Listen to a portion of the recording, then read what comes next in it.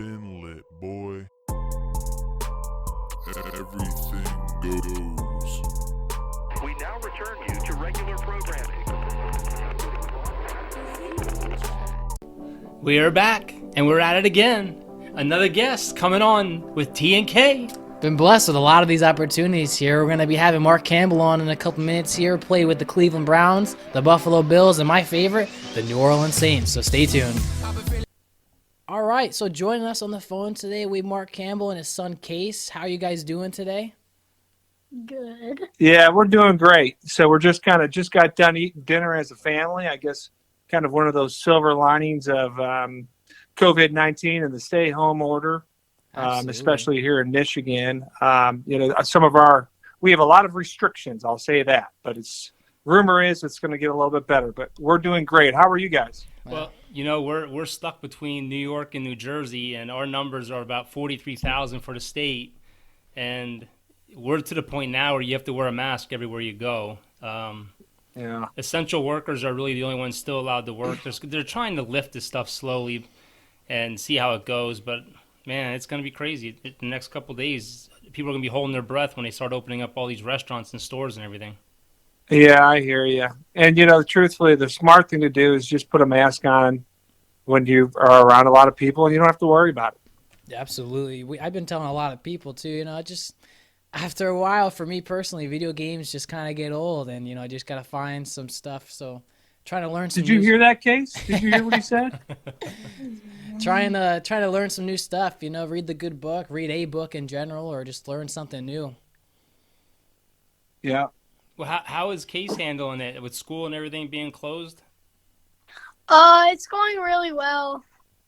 How would you like doing homework at home?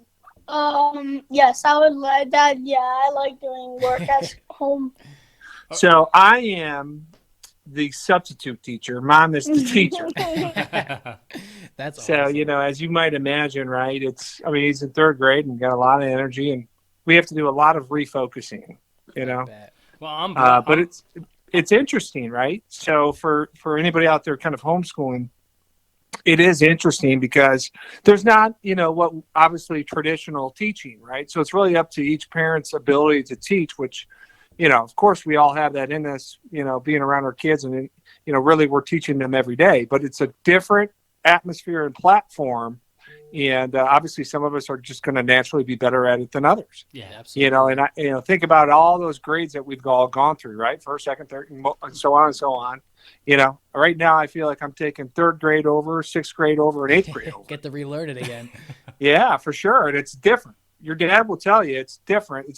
Things are being taught a little differently than when we were growing up. I bet, even probably when I was, learning it. But I like, as much as it is sad with the whole quarantine, I think it is nice just to at least, have some family time again, just to sit back and enjoy that time together. That's right. I agree. Well, Mark, you're actually the only person that we know that has had the COVID-19 virus. How scary? Yeah. How scary was that? Yeah, what do you think, Case? What did you think? It was very scary for me because I usually every day I say goodnight to him and say I love you and I give him a kiss, but I can't do that when he's at the hospital. Yeah. Sometimes a crab hug is what we like to call it. It was very surreal. Like literally when I started to feel like I had a little bit of a temperature, like I was literally joking to my wife. I was really joking that, I got it. I'm the guy. It's not like anybody around here really had it either. We're not in a hot zone even today. Yeah. So it was very, very surreal. And then I was like, oh my gosh, I think I really do have it. And it was just flu-like symptoms for about 5 days. Then it started to get a little more intense. The cough came, nauseous, all those kind of things came. But really it was, pneumonia was setting in. So my chest was getting tighter. I was waking up in the middle of the night, right around day 7. I'd wake up in the middle of the night, like kind of gasping for air. Not ridiculous, but enough to wake me up, right?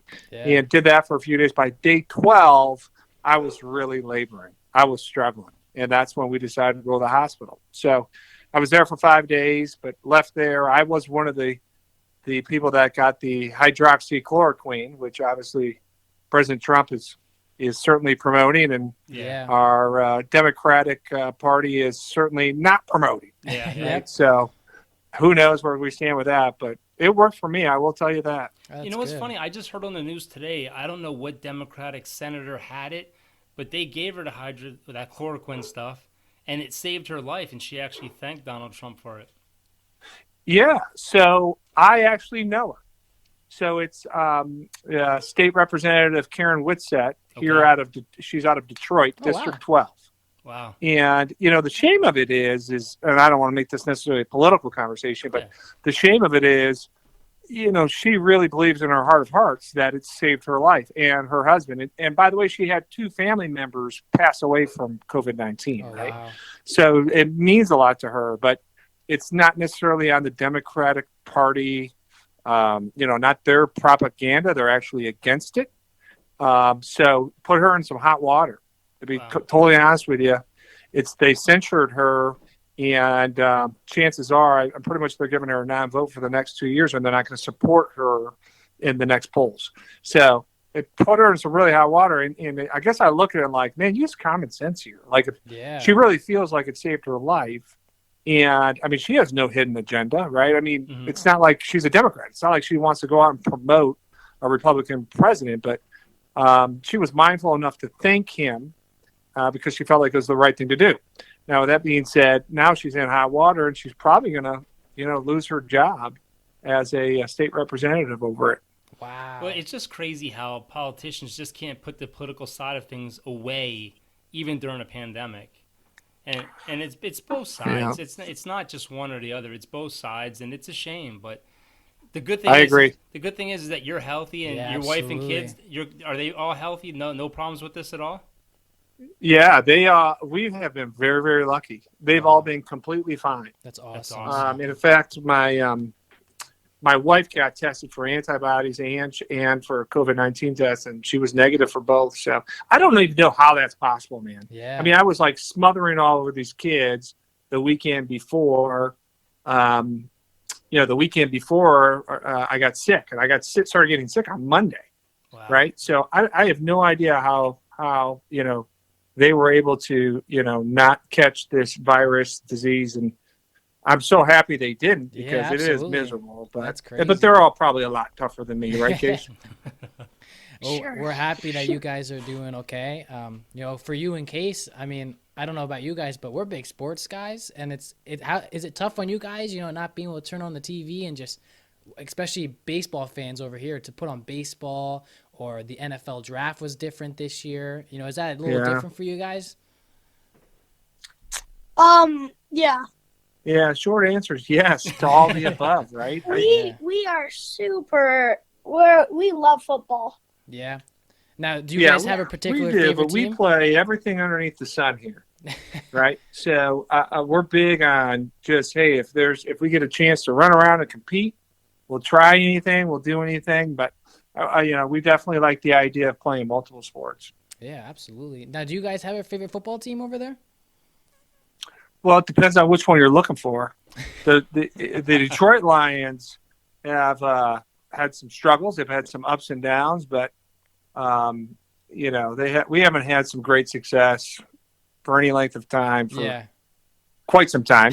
I played at Michigan. Oh, and So I love that. the standard for what a great season is kind of changes, right? So if you have a 3-loss season, we don't really feel like that's a great season, but it's still, we support the teams as best we can. Yeah. I'll tell you the weird thing about being a professional football player when you talk about your hometown team is you really kind of lose loyalty to your hometown team. Yeah. Like, for instance, I really pull for the New Orleans Saints. I'm happy and it's to hear because that. I still know a lot of the guys there. Yeah. That's why I'm always that's my team, But I don't feel that way with the Lions. Yeah. Well, see, you have 2 fans tonight, big fans, because I'll take the Michigan side of it. My son's a Saints fan. I'm a big Saints where fan. I'm a Cowboys fan. So the Michigan side of it, I love that. Yeah, you're not a Penn State fan? Oh no, that's a dirty word in this house. No. Good for you. That and the Eagles. That word's banned in this house. Yeah, I'll give you guys a great Penn State story. So I coming out of high school here, you're allowed five recruiting trips, right? So I was going to Michigan State, Boston College, because at the time they had a bunch of tight ends that were pretty dang good. I went to Penn State, and I had a visit with Miami, Florida, right? But I canceled because I'm like, I'm not going there. So on my visit to Penn State, my host was a guy named Joe Juravicius. You remember that name? Yes. So I had a great career, had a great NFL career. Turned out that we pretty much stayed friends the whole time. And he was my host, and we did what you do when you're going to colleges, right? You're out and about, and we were probably up way later than we should have been, right? Having fun, trying to figure out where to go and what the campus life was like. And so I went to bed probably about 3:30, 4 a.m., maybe even. I know Case's mouth is just wide open right now. And I had to be at Joe Paterno's house. So not like on campus, I had to be at his house while he's on campus for breakfast at 7:30. Oh, wow. Man. So, I remember Juravicius just like pushing on me saying, you got to go. And I was like, what? And half out of it. So but I made it over there. I probably smelled awful, just for the record. And it was basically me, another recruit. I don't remember his name, Joe Paterno and his wife. So around like a small table, probably a table for 6. There's 4 of us there, right? So, we're having a conversation. Coach Paterno, walked into the other room for something. And his wife is kind of talking to us, but she's cooking. Like she's still working on the eggs. Well, I'm pretty tired. The next thing I remember is I woke up when my forehead hit the plate. There was already eggs on it, and all 4 of us were sitting around the table. Oh, and man. I'll never forget that moment. That it was like so embarrassing. I felt like I was probably beet red, and they said, I remember. Mrs. Paterno saying, honey, are you okay? And all I could come up with is like, I don't know if I have like the 24-hour flu or what. I'm just don't feel great or something like that. And then we sat there and finished breakfast like it never happened. I can only imagine the expression on Joe's face. I'm sure he was like, we don't need this kid. Now let me ask you real quick. You're a very good tight end as far as the research we've done. What we ask the same question a lot for a lot of these athletes. What leads someone into a tight end position? But you say that again, buddy. You cut out at the end. Yeah. So like, what led you to want to become a tight end as far as your career? Yeah, good question. I played everything under the sun in grade school. For football, like positionally, like quarterback, running back, receiver. And then, honestly, I never played tight end until probably my sophomore year in high school. And it was because I got called up to varsity, and they didn't really have a tight end. I was playing receiver, but Yeah. I was about a 6'5", 6'5" sophomore, but I weighed all of about 212 pounds, maybe 200 pounds, something like that. I was skinny.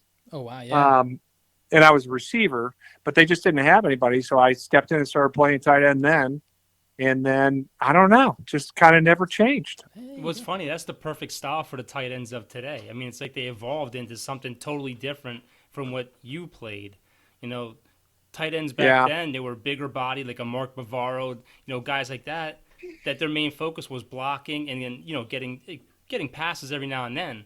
You don't see too much of that anymore today. It's more athletic, nothing against like the older generation, but like Jason Witten's probably the last crusader of that generation.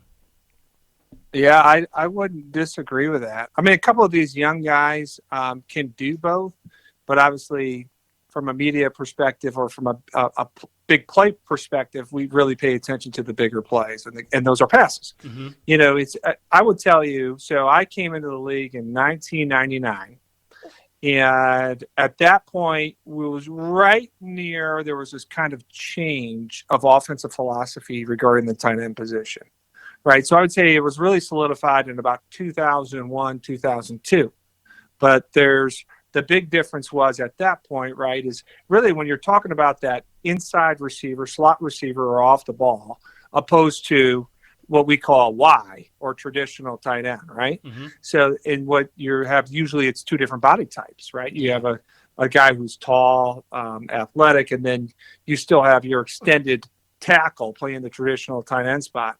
The reason why this happened, right, is not because, Jimmy Graham came out and, now he's given up basketball to play football. It's not because, sometimes I've heard people say, probably your best tight end is playing small forward in the NBA right now. Yeah. What happened was offensive philosophy changed, and they started focusing on matchups. When matchups became more important instead of systems, that's when you started to see a change in the tight end position. Yeah. And that's why you also see running backs move over to the slot, motion out to the slot. You have 4x1 looks. It's all matchup based anymore. Yeah, absolutely. Yeah. Now that you brought Jimmy Graham up, just a little sidetrack here. Do you believe that was a good trade for the Saints, or do you think they screwed up in that? Well, I think, look, Jimmy Graham, especially at that point of his career, was a hell of a player and probably the best tight end in the league, right? Yeah, if we're basing it off of stats. Yeah.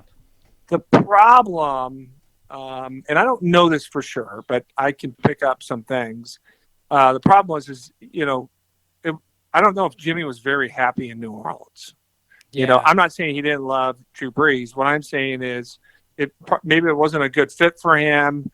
He was starting to voice his opinion on stuff he didn't like. Yep. And, ultimately the Saints made a decision, and it's always based on finances, guys. Yeah, Whenever they do those trades, very rarely are they ever like, I don't like this guy, I want him out. And usually when those things happen, there's this big, huge, event happens where somebody's, shouting at each other and they're almost fighting or something, right? Yeah. That didn't happen in Jimmy's case. Yeah. Right? And that rarely happens. Usually there's financials driven behind it. Well, and that's the NFL today. Wasn't he he was on that verge where he wanted to be paid as a receiver and Yes. not a tight end? Okay. Correct. So it was really a financial thing, right? Yeah, I think if, I think there was some tension there also. I think if Graham would have been able to stay with Drew, I think he would have broke Gonzalez's records as far as the tight end records go. I mean, he was just, after he left New Orleans, I feel like his stats were never the same. Well, he couldn't stay healthy either. Yeah. Well, then health became an issue. Yeah. Yeah. And that's the hard part. It's one thing to be in have an unbelievable season in regards to, receiving stats. It's another thing to do that over the course of 10, 12, 13, 14 years. I mean, that's ridiculous. It's like I equate that to, playing the tight end position is such a physical position. Oh, yeah. It's I think 10 or 12 years, probably 12, 13 years playing tight end is almost equivalent to 20 years playing quarterback. Wow. Just because of the physicality of it. Yeah. The everyday, hanging and banging of practice and all those different things. So usually when those guys can play longer, one, they're blessed. Two, they've worked hard on their body and keeping flexible and all that sort of stuff. But three, they're usually taken care of in practice, right? They don't have to go everything quite as hard, or they get periods down or half days, that kind of stuff. Well, I know this is a question that just came to my mind. I never asked anyone this. Take us through a week of your football schedule, like after a game, and you're just totally exhausted. What does that Monday through Friday look like? I'd be happy to do that, but do you want? I'd have to ask you a question first. Do you want it of how, like an elderly player? I use elderly. A veteran who's been around 7, 8 years or 10 years, or do you want one of the younger guys? Whatever is easier for you. I mean, let's take us Yeah, through. no, it's easy. And the only reason why I ask that is because your body recovers differently. Yeah. It's one thing we, as viewers, we don't really pay as much attention to. But that's true. Your bodies recover differently. When you're younger, you play a game on Sunday, right? And they will bring you back early Monday morning. And what you'll do is you'll do like some running and workout, basically try to get all the lactic acid out. And depending on how much you played, the workout is harder or easier. Then you'll watch film as a full team. You'll watch all the special teams. Then you'll meet as an offense. And depending on, how the game went and what the head coach or offensive coordinator wants to talk about, you'll either stay in an offensive team meeting and watch it all together. That's usually not a good sign. It usually means that the offensive coordinator is pissed at somebody. Mm-hmm. And then if you don't do that, you break up into your individual position groups with your coach and you watch the film. Wow. Okay. So as a rookie or younger player, by the time you play the game Sunday, by the time you finish all that on Monday, like halfway through the day on Monday, you're pretty much ready to go. I'm like, all right, I'm a little banged up. Maybe I got a bruise here or there, but I could play right now if I had to. You know, every year that you play, that Monday turns to Tuesday, to Wednesday. And finally, like my 10th year, man, I mean, there was times where on like the day of the game or the day before the game, I'm like, man, I don't feel great. You know, it just Yeah. takes longer to recover. That's crazy. It's a body of work. So typically you come there, you do that workout Monday after the game. Tuesday's your off day typically, right? Unless you're playing a Friday, Thursday, Friday, Saturday game later in the season, that kind of thing. So Tuesday's your off day, which usually you're coming in there anyways. Maybe it's a little different now with all the iPads, but you're going in there and you're gonna watch film and prepare for the next opponent. Sometimes you meet with the coach, sometimes you don't. Technically, it's not mandatory, but I mean, I always did it. Then Wednesday is typically going to be your big hitting day of the week, and for offensively speaking, you'll install your running plays, like your run game, and then maybe your short passing game. Yeah. Thursday becomes a little different, right? So Thursday you start getting into your second and third and longs and any special running plays, that kind of thing. Friday is your short yardage, goal line, all that kind of stuff you put in. That's Special awesome. assignments. Yeah. Saturday, you have what's considered a walkthrough, but there are no walkthroughs in the NFL, guys. So a walkthrough in the NFL basically means that you're not wearing pads, Yeah. Wow. but you're still running. See, I love that Okay. because we get this information that we've never even known before. Yeah, dropping knowledge on you. You're dropping, Absolutely. you're dropping But it's that really knowledge on short. us. So Saturday's practice is like an hour long. Like you meet for about an hour, then you practice for about an hour, and you're out. Wow. Now, just a quick question for Case here, your son. Do you plan on playing football like your dad did? And then for you, Mark, do you ever plan on coaching him? Because, my dad coached me through baseball, and I just wanted to know if you would ever do that to your son. Well, so my dad had a choice to coach me, to be my head coach for my football team. I am your head coach. Oh, I thought you were coaching Kaden. No. Oh, so he's coaching my brother also and me. So he's coaching my brother at DSL, and he's coaching me for 4th grade football. Okay. That's awesome. That's awesome. So, I mean, I want to follow my dad's steps for playing football. But I also want to be me. Yeah, Atta absolutely. boy. Absolutely. Perfect. What a answer. great answer. That was Absolutely. a great answer. Yeah, that's a great answer. Yeah, so I have coached elementary the last 6 years, 5 years, something like that. Oh, wow. And then so next year I'll be coaching into high school. Oh, I always okay. joke with people. Not the people, like to really like to my wife or one of my closer friends. I'm like, I was, have been offered jobs to coach, on the NFL level Yeah. and even at some major Division I colleges. Nah, I'm going to go back down and coach 4th grade. I was gonna ask if you ever thought about going back and coaching the NFL or even college, even at Michigan. You know what? It's just like I would love to be able to do that. That sounds so fun. But the reality is it's just not possible at this point in my life, right? Yeah. And it's not my priority, if I'm being honest with you. Like those guys, when you coach in college and you coach in the NFL, I mean, guys, you don't have much of a life during the season, Yeah, I get that. right? And what happens is, and it's worse in college than the NFL because the recruiting efforts are a lot harder and stronger in the off seasons. Yeah. So it's worse in college, but you're not around. And I remember one of my favorite people, Coach Lloyd Carr, I was asking him some questions about coaching, and he told me, well, you're going to have a strong wife because she's going to have to raise the kids for a lot of the time. He goes, it's not that you won't be around, but she's going to be with him a lot more than you. Yeah. And that really struck with me, right? And I just thought, that's not what I want. Even though I'd love to do it, it's not the priority. The kids are. Yeah. Well, you know what? I say that to my wife all the time. I owe her 20 years of my life because when I coached both my sons in baseball, and they were always a year off, so I ended up coaching 2 teams at a time. It's a lot of work, isn't and it? It's Monday, Wednesday, Friday practice, and then Saturday games, and then it's back the next day, and then we're doing camps in the wintertime. And it is. Even though it's not professional, you give it your all, and you dedicate yourself to it, and time flies by. You hit the nail on the head. It doesn't matter the level, right? You're always just trying to get better. Yeah. And I think if you're, there's different styles or different philosophies of coaching. But I know for me, I mean, look, I am competitive, but I realize that's what it's not all about when they're at the younger ages, especially.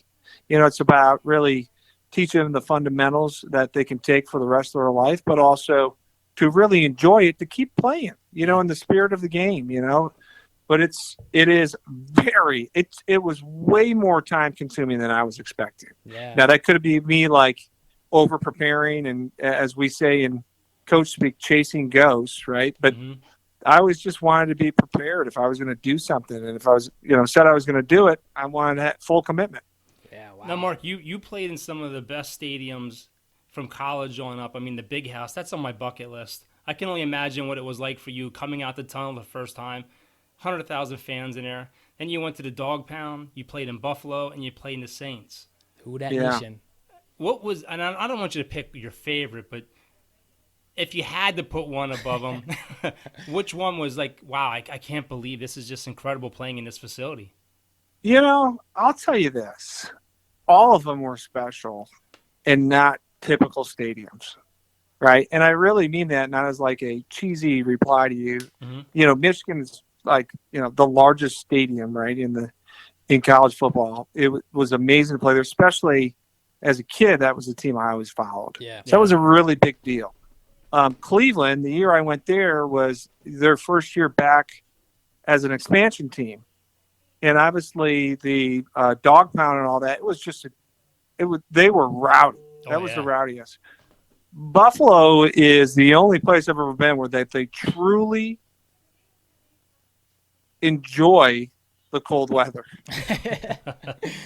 So it's just kind of like psychological advantage, and they're rowdy and all that stuff. And New Orleans was just unbelievable, because when I went there, it was their first season back from Hurricane Katrina. Oh, wow. So, that's why I answered it kind of like the way I did. They were all kind of special places, wow, yeah. To me for different reasons. The rowdiest of all those was New Orleans. I'll tell you, as far as loud, New Orleans was the loudest, but it was also indoors. Yeah. I mean, the year you play with the Saints, I mean, you're talking about Steve Gleason blocking the punt, Drew Brees and Sean Payton, probably in my opinion, one of the best coaches in the league. I mean, if you could see the big smile on my face right now, I mean, I'm a diehard Saints fan, so that training camp was at Millsaps College in Mississippi. Yeah. Right. So we traveled to Mississippi, and that training camp was by far the hardest training camp I ever had in my career. Wow. It was so hot that there was no bugs or insects. Even they were smarter than us. Yeah, it's on my bucket list to get down to a Saints home game. But you got to make it happen. Hey guys, Case has a point he wants to make. Absolutely. So the funny thing of my dad playing at the Big House, so when I was 7, I had 8, when I had a flag football tournament.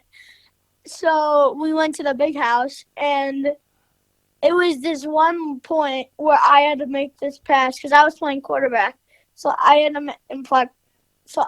make this pass that it has to go in between these two defenders, and somehow it slipped through, and one of my receivers caught it. And then we won that tournament. That's awesome. That is just awesome. And then we had, and then if we won that, we would get to go to Florida. So we went to Florida, and now we went to Florida a couple months ago. Yeah, there's a national flag football tournament in Orlando, Florida, but you got to win specific tournaments throughout the year to get invited.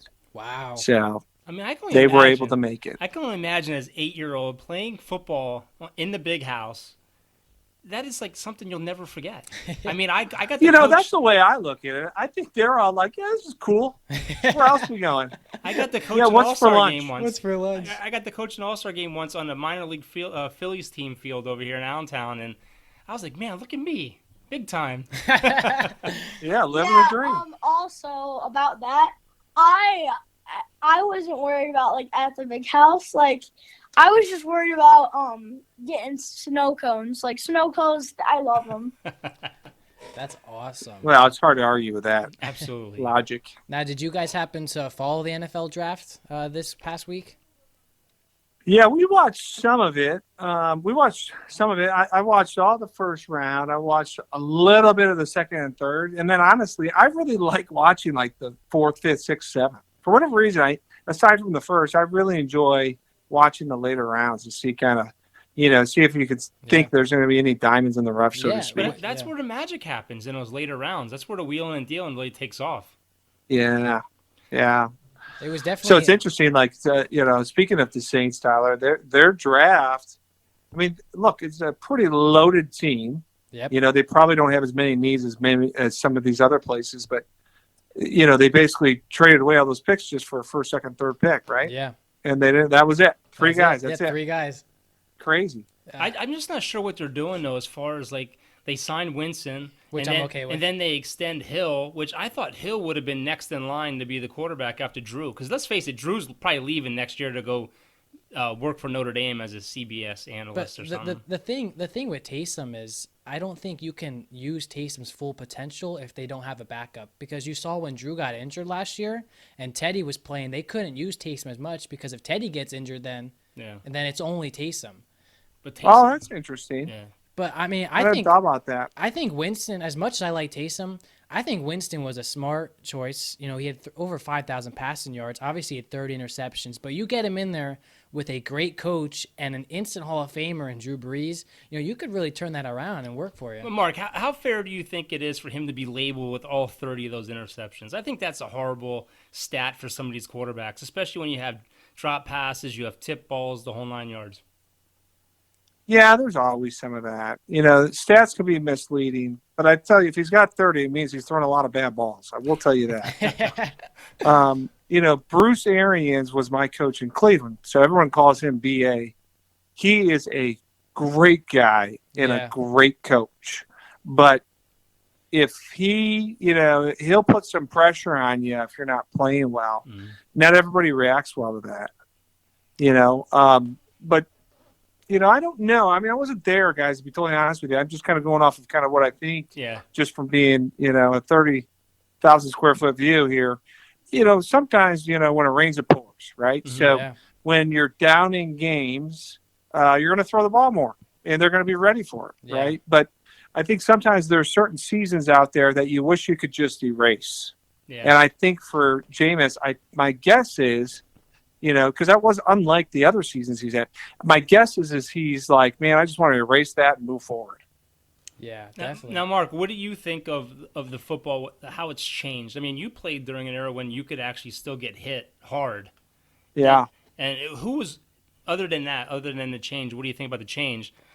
Who was one of the defensive players that you were like, man, I just don't want this guy to hit me today? I just don't want this guy to get me? Is that what you said? To hit you. Yeah.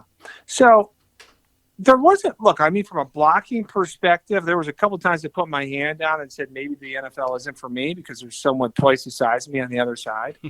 But typically, the will to compete, use good technique, you can always kind of handle yourself. Plus, it's obviously a contact sport, but if you're blocking someone, you're only a yard away. How much, how powerful can that be? Well, it's limited. I'll say that. Receiving is where you get lit up. Yeah. So like, for instance, I learned a valuable lesson when I was a rookie in Cleveland, I ran what's called a go route or a seam route, and I didn't get enough width to get away from the middle safety. Well, the quarterback threw it, and I caught it, but Rod Woodson about took my head off. Rod Woodson at that time, he was playing for the Steelers. I mean, he about took my head off. And honestly, I never forgot that play. And for the rest of my 9 years playing, and the rest of that season, I always got a lot of width on my seam routes. Oh my God! Wow. Well, how do you think of the change of football? How it's going? Like you have to sack the quarterback a certain way. You know. Yeah. I mean, there's a lot of flags. I mean, you you played when it was rough and tough, and how it is now. I mean, do you like it? Do you like watch it and say, "My God, I can't stand this"? Yeah, I mean, I think there's at times I'm like, you got to be kidding me, right? And there's times where we're talking about what is the rule? Wait, is that a catch? Is it not a catch? Yeah. Is it? Wait, can you hit? There's all that stuff where he touched him. He touched the face mask. That's a face. You know, there's all that kind of stuff. You're like, but I'll tell you, the NFL has to do that because if they don't, there won't be, in my opinion, you'll see a gradual to mild decline in your youth football. Yeah. People want to know that, you know, their kids can play and they'll be protected, especially if they're in a vulnerable position. Yeah. And I think that it's really going to save the game. As annoying as it is, I think they have to do that to save the game and to keep it on its growth pattern. Yeah, I agree with that, definitely. Now, before we let you guys go, we want to thank you again for coming on. Since you know you root for the Saints a little bit, I just got to ask, you know, last year when they played Minnesota, you know, do you believe that Kyle Rudolph, that was a push-off, or do you believe that was a clean touchdown to end the game? I would tell you it's a push-off, but not a penalty. Okay. I know that's not what you want to hear, but it wasn't blatant enough that it would be. It was just right. He did it just right that he pushed off, but could get away with it. Yeah. No, I get that. Believe me, I've tried that 1,000 times, but I usually got penalized. I'm hoping, you know, they can get past, you know, the past couple of years have been rough for the Saints. You know, the Minnesota Miracle. Oh, bad luck, right? The no call with the Rams. And now I feel like everyone just, like, has it out for them. Like, oh, like, the Saints are going to complain now. Hey, I'm just sitting here smiling. Dallas got a great draft. All we got to do is sign our quarterback and let's go play some football. Yeah, what is up with that? I want to know why are they going to pay him so much money when they don't have to? Yeah, you know, we're asking the same question. I'm a fan of drafting a quarterback every 5 years. That way you get off the rookie deal and then you just get a new one.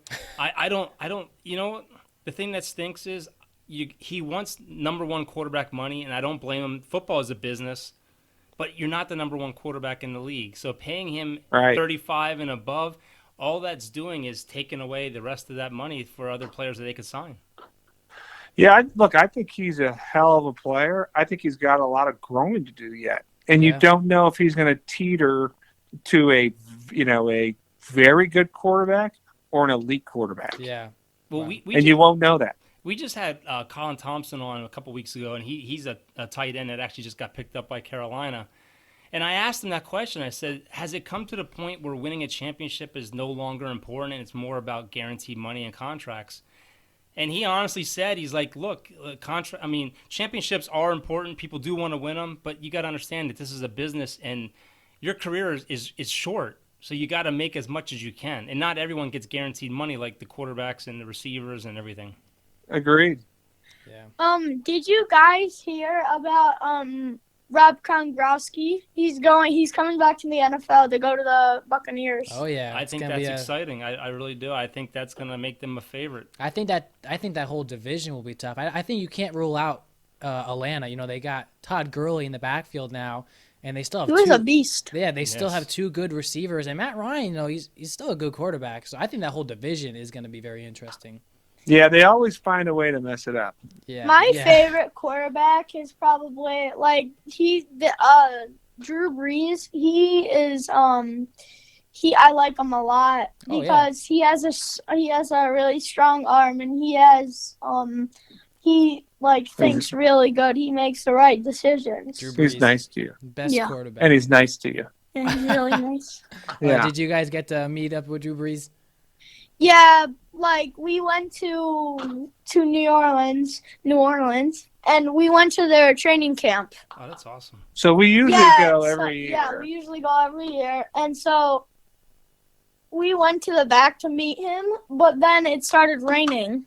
You know- So we drove a golf cart or something like that. Boy, this is a very detailed story. Yeah. Yes. And You know then what? we drove a golf cart, and then we ran in, and then we met him at the training field. The indoor facility. Yes. Yeah, the It's a good indoor thing facility. that Case is on tonight because now another question just popped in my head. Mark, Perfect. how important is it that these teams aren't going to have mini camps and it might not have OTAs? Like, what's going to happen? Like, do you really think that they need all this time for like practice and stuff to gear up for a season?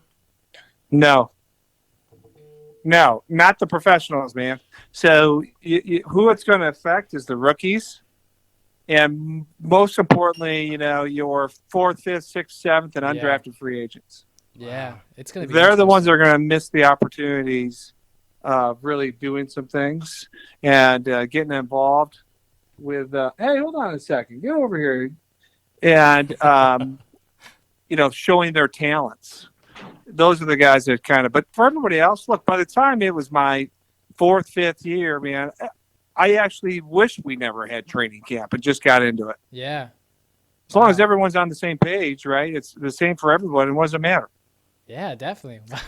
Well, with the new with the new CBA, it's supposedly they're going to have less padded practices and I don't know. I mean, they don't even have 2-a-days anymore. A Yeah. soft ass pudding. Wow. Well, hey, we got to end this podcast with a Michigan question, and this is the one Sure. I've been waiting for to ask you. The 1997 Michigan team, do you think you guys could have beat Nebraska head-to-head so you have to split the title? Without a doubt. Yeah, that's what I thought. Without a doubt. That's what I thought. That was a special team. I was just talking to someone about that just today, and they were asking me about different teams and the characteristics that made them great or good or average or whatever. That team, out of every team I've ever been on, was the most selfless and tight-knit group of guys I've ever been a part of. Wow. And I think it had, 13 NFL players on that team? 33. Wow. Man, that's It's ridiculous. And we had no idea, right? We had no idea we were that good. But there's a lot of good players. I mean, Nebraska was a good team. But just there was something special about that team. It didn't matter who we played. I think that was more of a gift for Tom Osborne because he was retiring. Yeah, it was Scott Frost politicking, trying to get him the championship, and it worked. Wow. Well, thank you. You know what happened is that nobody knows who because it's all anonymous, but one of the coaches voting actually ranked us 4th, and that was the difference. The rumor is that it was Philip Fulmer from Tennessee. Wow. Well, I remember when Michigan and Ohio State played the last game of the year. They were both ranked 1 and 2, and it was a great game. And I think Michigan ended up losing by 2 points or something like that. And everybody wanted to see them play again for the national championship, but the writers didn't want it, and they voted Michigan down. Yeah, it was. Yeah, that was like 45-42 or something. That was a great game. You're right. Yeah. But yeah, it's hard though. It's hard when you play a game. Nobody wants to see the same team play twice back to back. Yeah. I know a Michigan get fan it. would.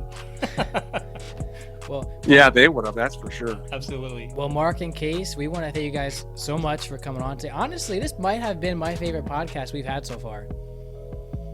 I think without a doubt, this is my favorite podcast with you. It's laid back. I've been waiting for so long, because every time my dad had an interview, I'm like, can I go? Can I join? Can I join? So he was really excited. So thank you guys for allowing both of us to get on with you. Yeah, We no certainly appreciate it. I know Case does too. problem. Absolutely. But just thank you for your time and reach out anytime. Yeah, absolutely.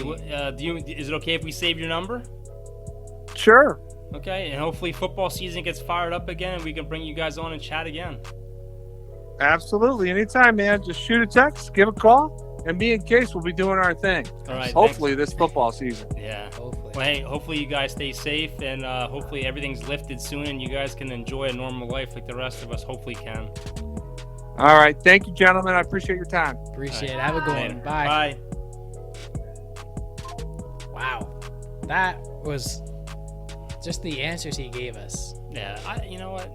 And I say this all the time. It's just, it is a true blessing. It really is. That was fun. That was fun. To get inside, you know, we're going places where people talk about on their couches and only assume what's happening. We're actually getting the answers.